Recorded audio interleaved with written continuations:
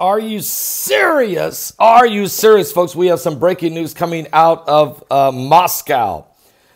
The Israeli Prime Minister, Benjamin Netanyahu, is currently sitting right now in the Kremlin meeting with Russia's President Vladimir Putin. And these two leaders reportedly are discussing what's going on in Syria just days before Benjamin Netanyahu is running for re-election in Israel.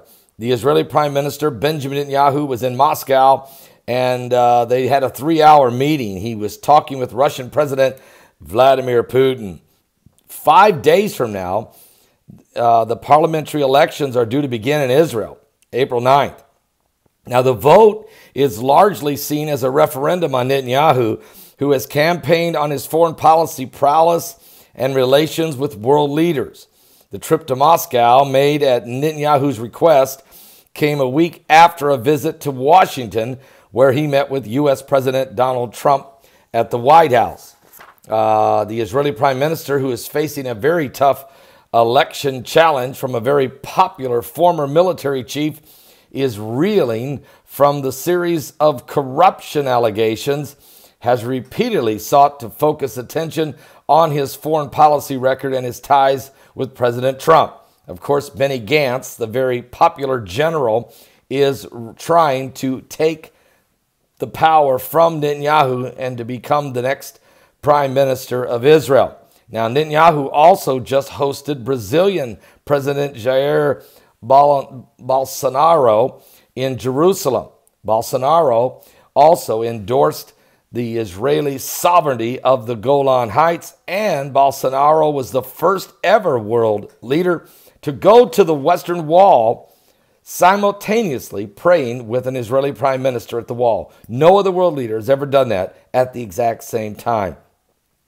Netanyahu is seeking his 5th term as Prime Minister of Israel. And before departing from Israel, Netanyahu said he and Putin would discuss events in Syria, including the special coordination between the militaries. Now, a lot of this has to do with the fact that the Iranians are setting up shop in Syria, and Netanyahu is trying to not allow them to. Yet at the same time, President Putin is close allies with the Iranians and basically brought them in there. So if you ask me, this is a very serious situation developing right now.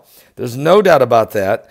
And we're going to continue to keep a close eye on it, because this is a development we just now getting into, is this meeting at the Kremlin between Netanyahu and Vladimir Putin. Some would say simply for election purposes, but I can tell you it's not.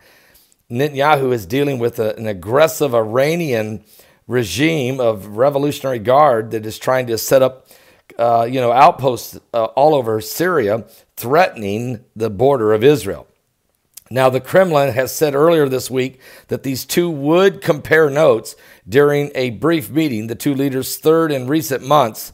Israel and Russia have a military hotline to coordinate Air Force operations over neighboring Syria, where a civil war recently entered its 9th year. So, okay, on a day, a day before this meeting, yesterday, the Israeli army announced recovery of the remains of a U.S.-born Israeli soldier who went missing in 1982 battle with Syrian forces in southern Lebanon following Israel's invasion of that country. Putin acknowledged that Russia had worked to retrieve Zachary Bommel's remains in Syria.